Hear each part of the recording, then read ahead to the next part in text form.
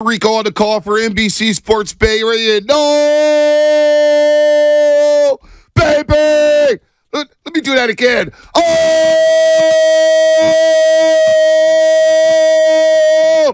baby. I'm feeling a little super this morning, boys. I'm feeling super here on the roast on a Monday morning. Good morning, everybody out there getting off their graveyard shift. It is a Monster Monday brought to you by First 5 California. To learn 4 things you can do to overcome toxic stress, go to first5california.com. You know what we're talking about all day, folks. 888-957-9570. Line them up. It's your show, folks. The Roasters. Everybody out there listening to 95.7 The Game, 42-10. Was it a statement or was it strictly business? Was it a statement or was it strictly business? Brock Purdy, 17-24, 252, and just 4 touchdown passes. He's yet to throw an interception. Chris McCaffrey bottled up. Doesn't matter. George Kittle scores 3 touchdowns. This defense, well, they allowed just 10 points. Frank Warner, Drake Greenlaw, best linebacker duo we've seen in some time here in the Bay Area. Shasky, I got thoughts galore. We can go all down the line. First quarter, second quarter, third quarter, fourth quarter. This was a dominant win as the Niners improved to 5-0. You know, there's going to be a lot of people that have a lot of opinions coming out of that game. That was a thorough ass kicking. I mean, there's just no other way around it. That's about as dominating of a win as you could have against what we all believe to be a good team. Whether they're a great team, right, whatever. That's a good team. That's a really good defense. Now, they're missing a really good player in Diggs, but that's a really good defense. And they dismantled them. It was 21-10. Second half, Niners get the ball back. Brock Purdy hits Ayuk. Boom, right over the middle. Just a perfect layered throw in stride. Ayuk keeps running. He goes down. Next play, it's like a 3rd and, 4, I want to say. He hits Ayuk on an out route, 40 yards downfield. He catches it. He runs. I mean, it looked like 1980s slow motion highlights that you find on YouTube of Montana and Rice, right? Well, it gets called back for a hold. Now it's 3rd and 14. How many quarterbacks in the league can't overcome making a play like that? Oh, I can't believe they called it back. And what does he do? He throws an even better layered pass to Deebo Samuel over the middle, which was just absolutely a thing of beauty. I sat down. Everybody's jumping up. I'm in the end zone. I sat down. I said, I can't believe those 3 throws. Then comes the touchdown pass to George Kittle on a lob throw where you lead the guy over multiple defenders. And I sat there with my jaw dropped as everyone's celebrating. I was in awe. And I said to myself, look, I love Steve Young. I love Jeff Garcia. I loved what Alex Smith did. He had some moments. Kaepernick was amazing for the Niners. Jimmy G had some moments for the Niners. I am not disrespecting any of these guys.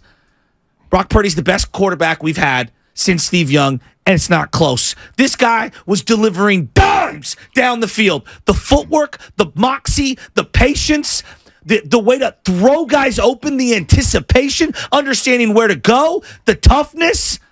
This dude, I'm all in. Now, I don't care whether you've come to the beginning of the party or you showed up late. We're all in on Brock Purdy. Yeah. This dude is bad. He is bad. And the drive you're talking about, 7 plays, 75 yards to make it 28-10. And look, the routes that were ran on that, because nobody's talking about that. The throws are one thing. The routes ran by Brandon Ayuk. The route ran by Deebo Samuel in that long 3rd down over the middle of the field. Call. And these receivers deserve a lot of credit for continuing to run sleds against this tough defense. They are not afraid to get hit. Brandon Ayuk and Deebo Samuel. And I saw some Cowboy players yesterday on their routes make some business decisions, not wanting to run over the middle of the field. CeeDee Lamb did it at times where he's like, yeah, I'm not doing that in front of Drake Greenlaw and Fred Warner. But that drive on the touchdown to George Kittle, you look at the route George Kittle ran.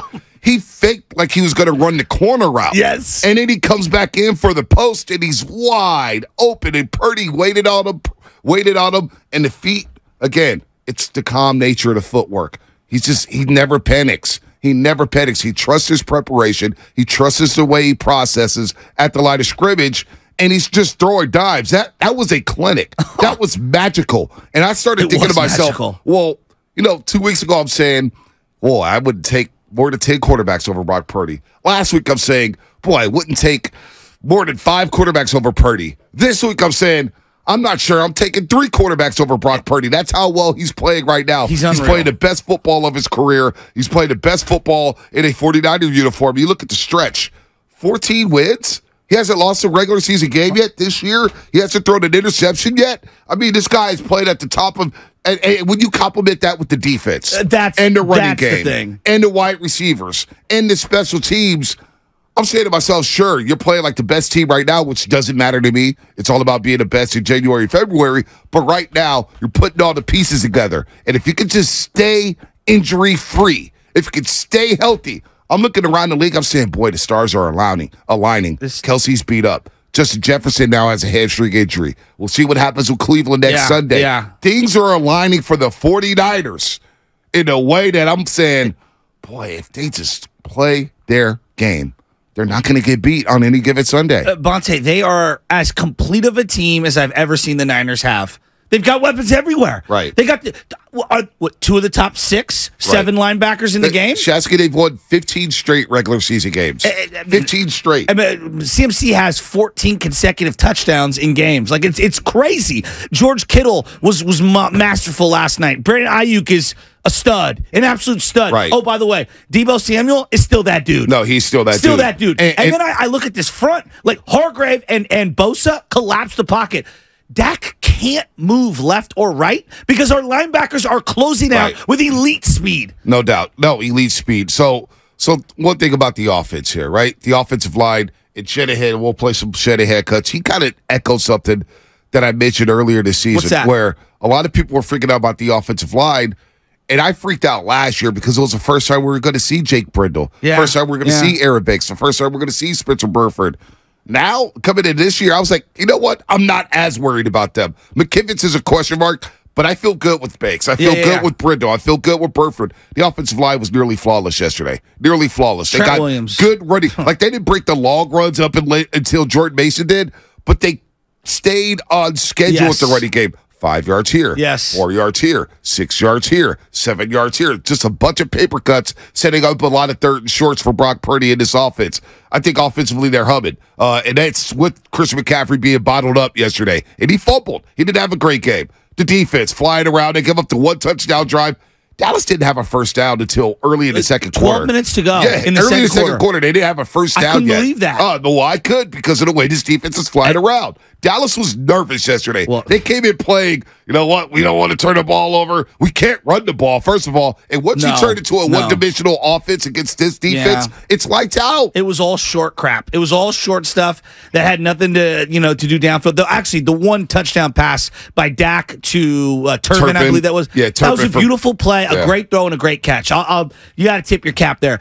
The funny thing is with Purdy, B, and I know it's a complete game. We got the whole team we're going to break down. When they traded up to number 3, right? And I don't want to bring up names, but when they traded up to 3, what was the thought process? Hey, you got to get a quarterback on a rookie deal, right? So there was a financial component that I don't want to dismiss. And you get a quarterback who can lead you into the future and not only throw dimes, but throw the ball down the field, get you in the right set, and stay healthy for the most part. Make plays in structure, but also make plays out of structure.